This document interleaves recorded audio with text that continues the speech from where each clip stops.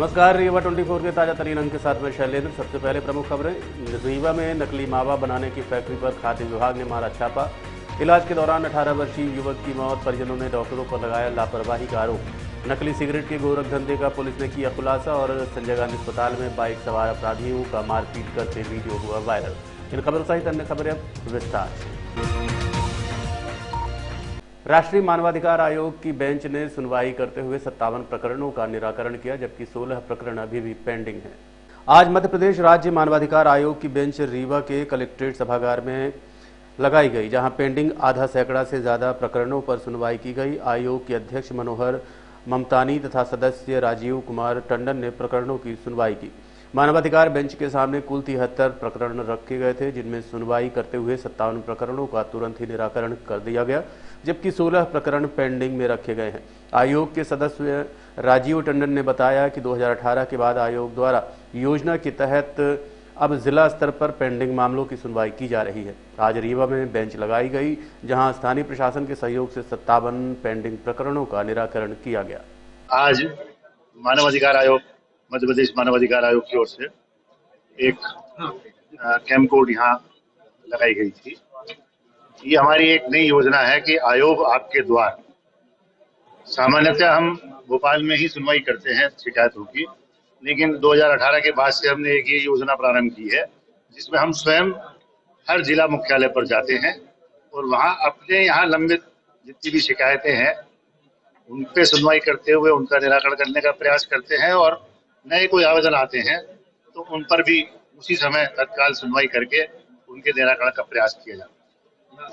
तो आज जब हम यहाँ आए तो हमारे सामने कुल 73 प्रकरण थे आज सुनवाई के लिए, और उनमें से करीब 16 प्रकरण हमने पेंडिंग रखे, कुछ न कुछ और जांच की आवश्यकता थी उसमें, और बाकी 57 प्रकरणों में आज, बहुत बड़ी संख्या है ये, 57 प्रकरणों में आज हमने यहीं सुनवाई करते हुए लोगों को जो भी जरूरी था वो सारा अनुतोष दिलवाते हुए उन प्रकरणों का निराकरण किया गया, और इसमें संबंधित विभागों से भी यही अपेक्षित सहयोग प्राप्त हुआ, और इसके लिए हम जिला प्रशासन और जो भी विभाग जुड़े हुए हैं उनको भी धन्यवाद देना चाहेंगे। और ये जो समस्याएं थी ये सब स्थानीय थी, जिला लेवल की थी।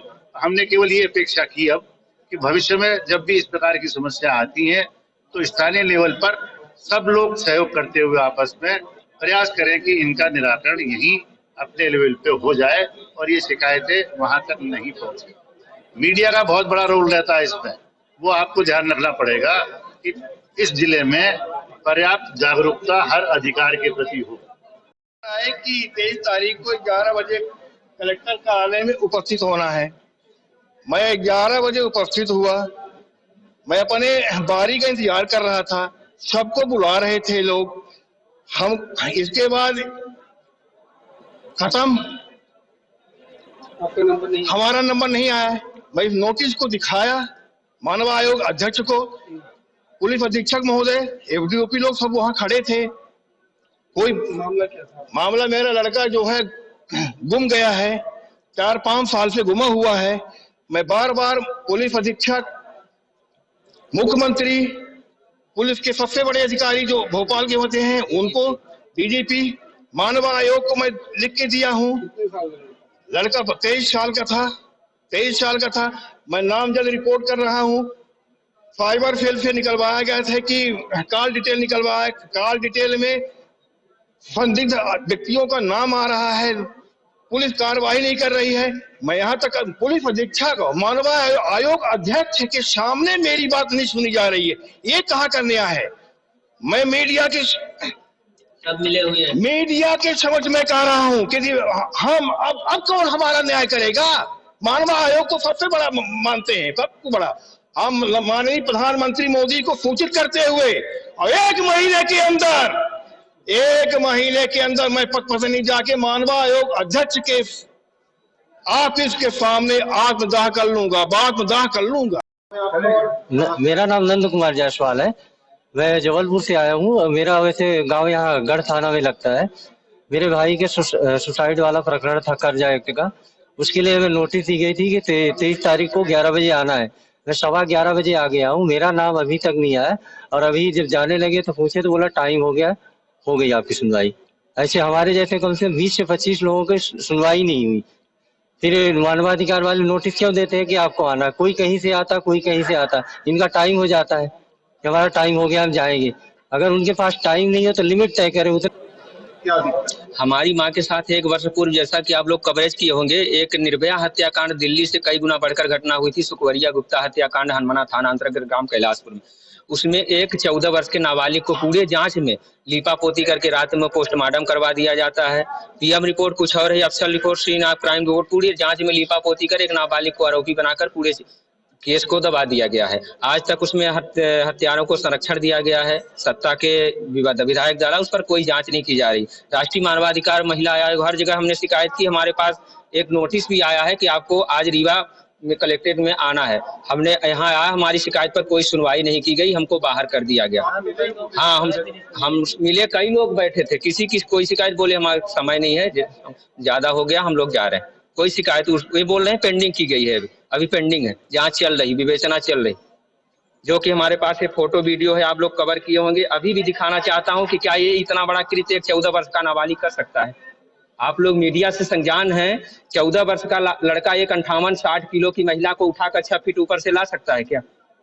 ये दिल को दहला देने वाली घटना सुखवरिया गुप्ता हत्याकांड कैलाशपुर है। और हम इसमें आपके माध्यम से ये बात माननीय मुख्यमंत्री नए श्री डॉक्टर मोहन यादव, प्रधानमंत्री नरेंद्र मोदी, पूरे विश्व के जितने भर नेता हैं, सबसे मांग करता हूं कि इस घटना की जांच, जैसे एक कांड छत्तीसगढ़ में हुआ था, उस मामले को दबा दिया गया था, तो उसके पिता ने अभी वो विधायक बन के सीबीआई जांच की, इसी तरह से इसकी जांच सीबीआई से करवाना चाहते हैं। और हत्यारों को फांसी हो, फांसी से बढ़कर कोई सजा नहीं होती है, माँ होती है। और हत्यारों के घर बुलडोजर की, जो कि बोला जाता है कि महिलाओं के साथ रेप हत्या करने वाले को नहीं बख्शा जाएगा। आप देख लीजिए, स्पष्ट लिखा है कि हत्या के बाद सबसे रेप। आज तक वो बुलडोजर की कार्रवाई क्यों नहीं की गई? या तो माननीय मुख्यमंत्री जी हमारे साथ सौतेला व्यवहार कर रहे थे, या तो यहाँ का पुलिस प्रशासन। मैं आपसे मांग करता हूँ कि इस घटना की जांच सीबीआई से तत्काल कराने की मांग। ट्रक एसोसिएशन ने वनकुइया सेमरिया मार्ग के पैपखरा स्थित टोल प्लाजा को तत्काल प्रभाव से बंद करने के संबंध में आज मध्य प्रदेश सड़क विभाग प्राधिकरण को पत्र सौंपा है। रीवा वनकुइया सेमरिया मार्ग का निर्माण हुए 10 साल का समय पूरा हो चुका है। साथ ही मार्ग संधारण हेतु 5 वर्ष गारंटी की कालावधि 13 वर्ष पूर्व समाप्त हो चुकी है। मार्ग में लगे हुए निवासरत लोगों के आवागमन की संख्या एवं क्षेत्र में संधारित खदानों से पत्थर एवं मिट्टी का परिवहन कर रहे हैं। वाहनों में लोड एवं यातायात की बढ़ोतरी को देखते हुए आज की स्थिति में मार्ग के चौड़ीकरण कराया जाना एवं मजबूतीकरण कराया जाने हेतु शासन द्वारा स्वीकृति प्रदान कर राशि उपलब्ध कराया जाना नितांत आवश्यक है, ताकि ऐसे काम प्रारंभ हो सके। किंतु ऐसा न होकर उल्टे छोटे तथा मध्य वर्ग के व्यापारियों एवं वाहनों से जबरन टोल वसूली किए जाने की योजना बनाई गई है, जो कि पूर्णतः नियम विरुद्ध है। विधानसभा चुनाव हो जाने के उपरांत तुरंत ही जनमानस से जबरन वसूली हेतु टोल निर्माण कर वसूली की जा रही है। ट्रक एसोसिएशन ने मांग की है कि इस टोल टैक्स को तत्काल प्रभाव से बंद किया जाए, अन्यथा न्यायालय की शरण लेना पड़ेगा। साथ ही जनता के साथ हो रहे अन्याय को देखते हुए उग्र आंदोलन के लिए मजबूर होना पड़ेगा। स्थित पैपखरा में एक टोल प्लाजा नया लगाया गया है, जो कि निर्माण रोड जो 10 साल पहले निर्माण हो चुकी थी। आज ये उसके मेंटेनेंस के लिए टोल प्लाजा लगा रहे हैं, और जिसका सबसे ज्यादा पूरे रीवा जिले में जिसमें टोल लिया जा रहा है वो हमारा बनकुइया का है। 10 किलोमीटर के रोड में 300 रुपए आना, 300 रुपए जाना, 600 रुपया लिया जा रहा है। जबकि एनएच के जो टोल प्लाजा है उनमें आधे आधे रेट चल रहे हैं। आप ये बताइए, क्या हम लोग सड़क पे ना बैठे तो कहाँ जाए? हमारे बाल बच्चे क्या खाएंगे? हम लोगों के पास, किसी के पास एक गाड़ी है, किसी के पास 2 गाड़ी है, कोई किराए से लेके चलवा रहा। हम लोगों के लिए भी तो कोई सुनने वाला होना चाहिए। आज हम लोग सबसे ज्यादा डीजल पेट्रोल में टैक्स दे रहे हैं 70 रुपए पर लीटर। उसके बाद भी हम लोगों को इतना ये झेलना पड़ रहा है, क्या मतलब? एक बार गाड़ी लेते हैं, उसमें जाके 2 लाख 3 लाख रुपए हम लोग रोड टैक्स देते हैं, और उसके साथ साथ हर जगह आप टोल भी हमसे लोगे।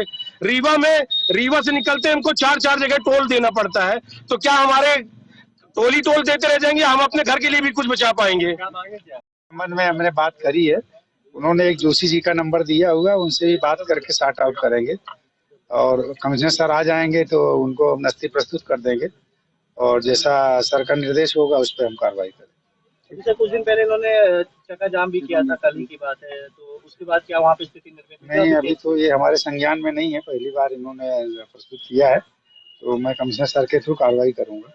300 रुपए वसूली, 300 रुपए आना, 300 रुपए जाना, जैसी ये बात कर रहे हैं, तो क्या मानना है कि वहाँ अलग से टोल प्लाजा के कोई नए नियम से लगाया गया? अब नहीं, इसको रिटर्न में दें। सबसे पहले जो आप बोल रहे हैं उसको रिटर्न में दो, फिर वो हमारी कमेटी जो भी सर के निर्देशन में आएगी वो जांच करेगी।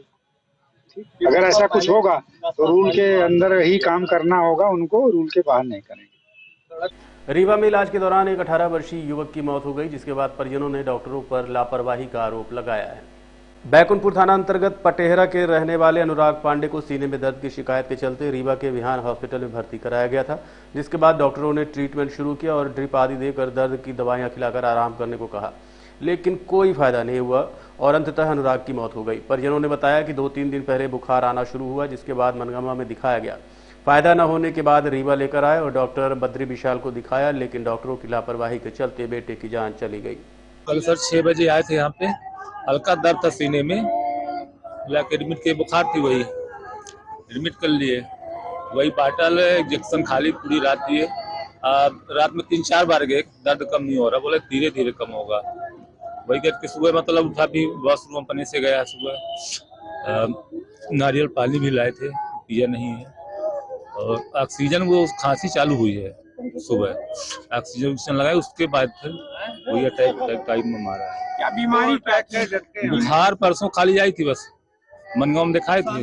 क्या मानते हैं, क्या कारण होगा मौत का? दवाई कारण है सर, ट्रीटमेंट हुआ नहीं है, डॉक्टर की लापरवाही है। किसकी मानते हैं आप? जी सर, लापरवाही किसकी? डॉक्टर की सर। कौन से डॉक्टर है? बद्री सर को दिखाए थे सर। जी सर, यहाँ किस डॉक्टर को दिखाया आपने? बद्री सर। वही कौन सा हॉस्पिटल है, कहाँ भर्ती किया था आपने? ये बिहान हॉस्पिटल रीवा। क्या मानते हैं कि डॉक्टर की लापरवाही? जी सर, लापरवाही डॉक्टर की। अभी हॉस्पिटल से किसी से कोई बात हुई है? नहीं सर, इनसे दस्तखत करवा लिए गए हैं, लगवा लिए हैं। लड़के का क्या नाम था? अनुराग पांडे। हमारे बालक के साथ यहाँ घोर लापरवाही हुई है। क्या नाम है आपका? मेरा नाम दिलीप पांडे है। कहाँ से है? मैं यही रीवा का ढेका का हूँ। पूरा मामला होता है। उसको हार्ट में प्रॉब्लम थी, ये लोग समझ नहीं पाए। ये नॉर्मल ट्रीटमेंट करके जनरल वार्ड में रख के और ट्रीटमेंट कर रहे थे। उसको झटका आया दूसरी बार और उसके प्राण निकल गए। ये लोग समझे नहीं है कि क्या हो रहा है, ये कुछ समझे ही नहीं। क्या मानते हैं, इलाज में लापरवाही हुई है? घोर लापरवाही हुई, पूरी इलाज में लापरवाही हुई है। अगला कदम क्या होगा? पहले तो हम लोग FIR करवाएंगे, उसके बाद शासन जो उचित सलाह दे। हॉस्पिटल प्रबंधन से कोई बात हुई है? नहीं, अभी तो कोई बात नहीं हुई है। यहाँ वीडियो बनाया गया हमारे बच्चे का। कौन सा हॉस्पिटल है जहाँ पर? बिहान हॉस्पिटल।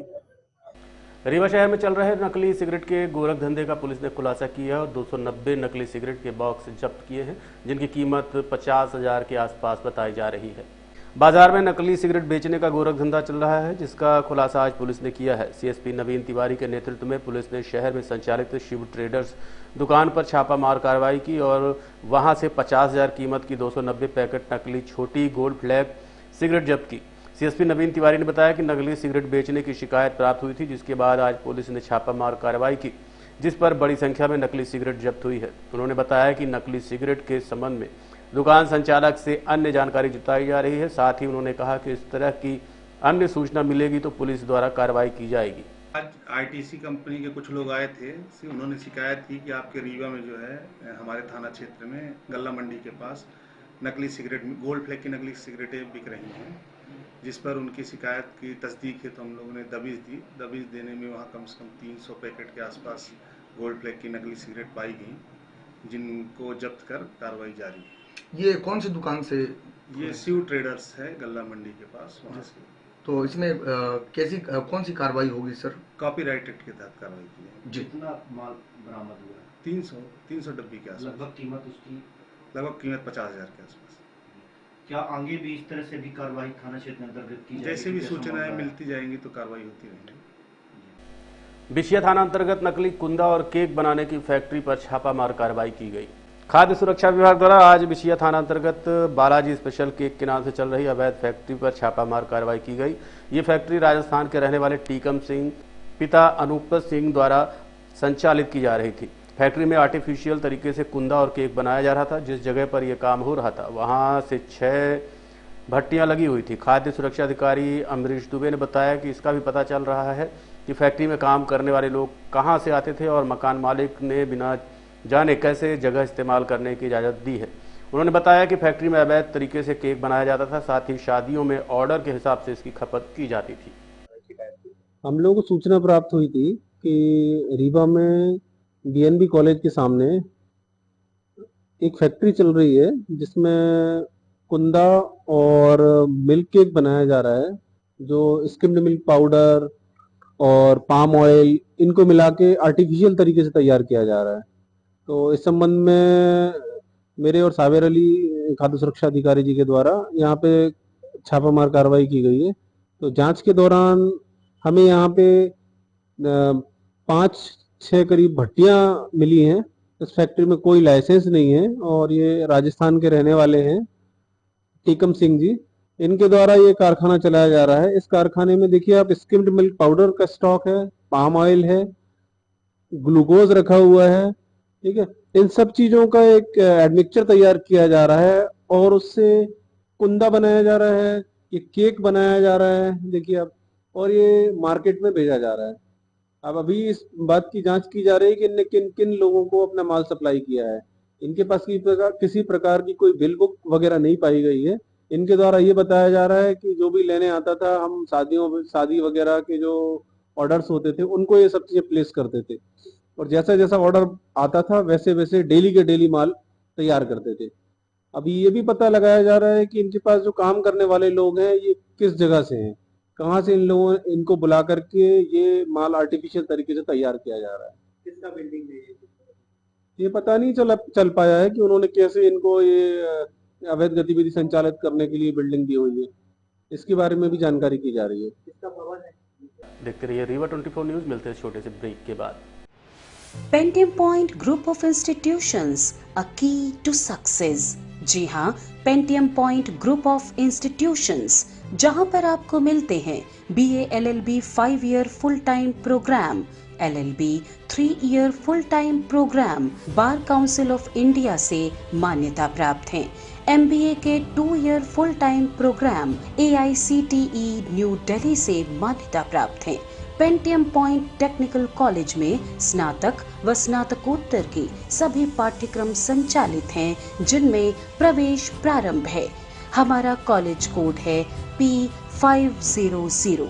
याद रखिए, सामान्य वर्ग BPL कार्ड धारकों को शिक्षण शुल्क में छूट व SC/ST OBC छात्रों को मध्य प्रदेश शासन के नियमानुसार छात्रवृत्ति।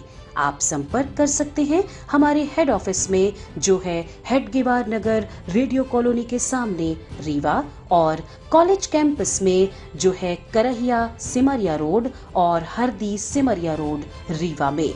अधिक जानकारी के लिए हमारे फोन नंबर पर संपर्क कर सकते हैं। हमारा फोन नंबर है 07662438035। मोबाइल नंबर पर भी संपर्क किया जा सकता है, जो है 9993208439।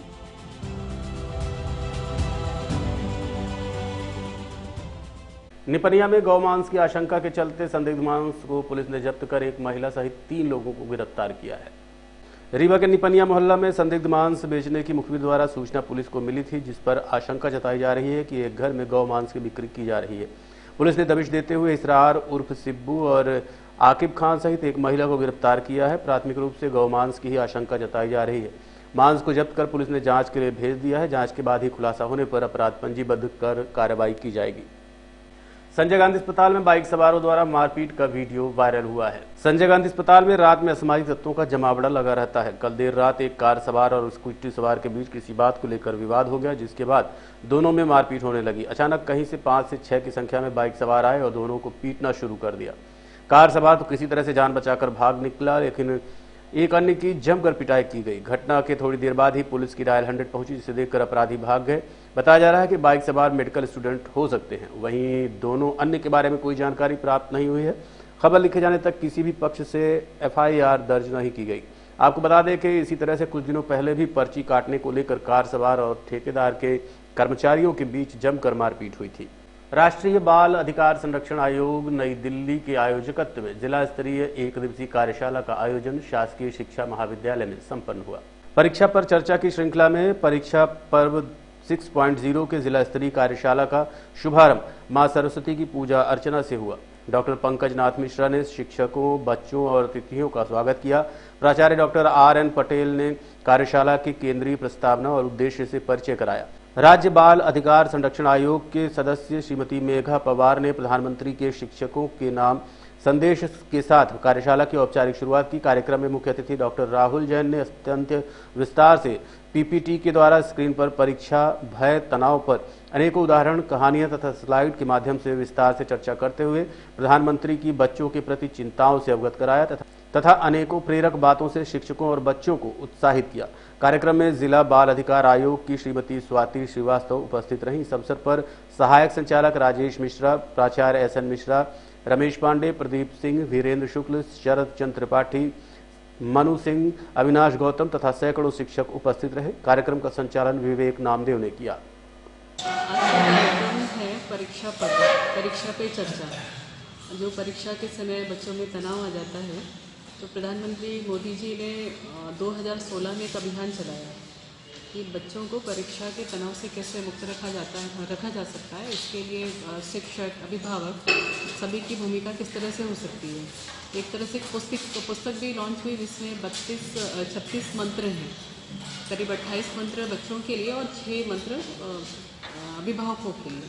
तो आज उसी पे चर्चा और कार्यक्रम के कुछ पावर पॉइंट प्रेजेंटेशन थे, इनमें सभी जानकारी दी गई कि बच्चों को किस तरह से हम स्ट्रेस से दूर रखें, बच्चे कैसे खेलते कूदते हंसते मुस्कुराते परीक्षा कक्ष में जाएं। वाजिलू में जो कि एक एस्पायरिंग डिस्ट्रिक्ट है, यहाँ पर माननीय प्रधानमंत्री श्री नरेंद्र मोदी जी के द्वारा परीक्षा पे चर्चा का जो विषय लिया गया है, उसमें उनकी चिंता है कि बच्चों को तनाव से कैसे मुक्ति दिलाई जाए, जिससे कि वो उस तनाव के कारण, जैसा कि आज हम देखने सुनने में आ रहा है, आत्महत्या जैसा घातक कदम उठाने में झिझक नहीं रहे हैं। तो जो क्या मंत्र ऐसे दिए जाएं जिसके के द्वारा बच्चों, उनके अभिभावक और जो उनके टीचर हैं, जो उनके शिक्षकगण हैं, वह ऐसी भूमिका तैयार करें कि बच्चों में तनाव कम हो और उस तनाव को कम करके कैसे अपने जीवन को सफल बना सकते हैं बिना असफलता का डर के साथ।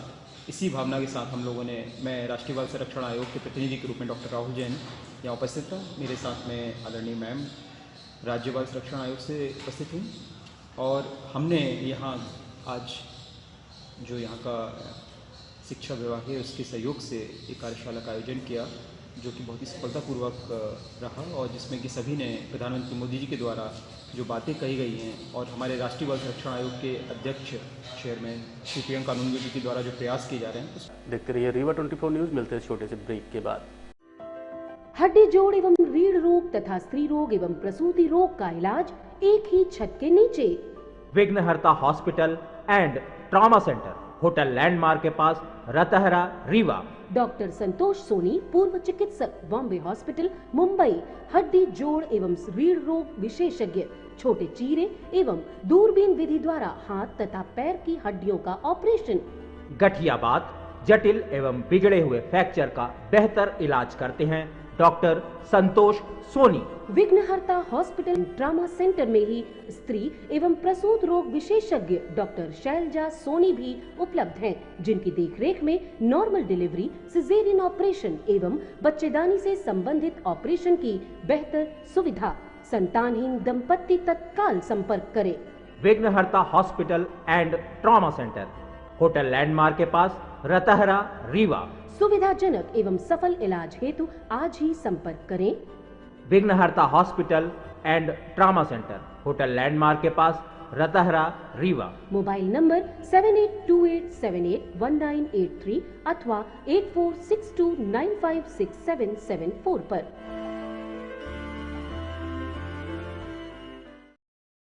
नगर निगम रीवा अंतर्गत आज सामूहिक विवाह कार्यक्रम संपन्न हुआ। इस दौरान उप मुख्यमंत्री राजेंद्र शुक्ल उपस्थित रहे। मुख्यमंत्री कन्यादान योजना तहत सामूहिक विवाह समारोह 23 फरवरी से 7 मार्च तक आयोजित किए जाएंगे। समारोह के पहले दिन जनपद पंचायत रीवा, नगर निगम और नगर परिषद गोविंदगढ़ में आयोजित किया गया।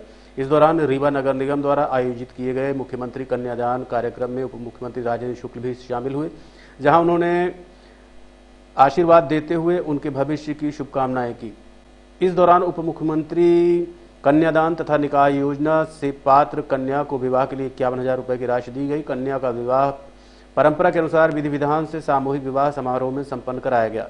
आपको बता दें कि जिले भर में नगरीय निकायों तथा जनपद पंचायतों में सामूहिक विवाह समारोह आयोजित करने के लिए तिथियों का निर्धारण कर दिया गया है। इस संबंध में कलेक्टर श्रीमती प्रतिभा पाल ने बताया कि अलग अलग तिथियों में कार्यक्रम आयोजित कराए जा रहे हैं, इससे ज़्यादा लोग शामिल हो सकें और उसका प्रचार प्रसार भी कराया जा रहा है।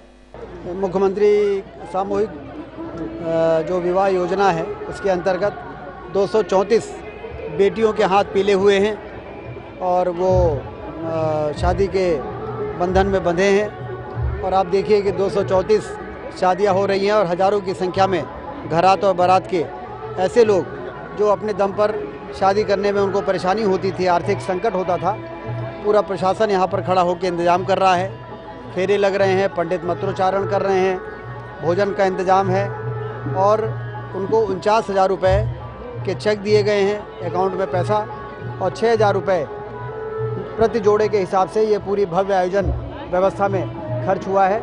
तो कुल मिला के ये वरदान साबित हुई है ये योजना, जिसमें गरीब लोग कितनी बड़ी संख्या में यहाँ पर उपस्थित होकर अपने बेटी के हाथ पीले कर रहे हैं और जितने जनप्रतिनिधि हैं, प्रशासन के लोग हैं, वो इंतज़ाम कर रहे हैं। मंत्री से लेके और विधायक से लेके और सारे जनप्रतिनिधि पार्षद सब खड़े होकर देख रहे हैं कि कहीं कोई कमी तो नहीं है। ये उनकी बेटियों का भाग्य है और हर व्यक्ति चाहता है कि जब हमारे बेटी की शादी हो तो लोग हमारे दरवाजे आएँ। यहाँ पर दरवाजे पे खड़े होकर बारात की अगवानी करने के लिए हम लोग यहाँ पर। आज के अंक में इतना ही। देखते रहिए रीवा 24 न्यूज़। नमस्कार।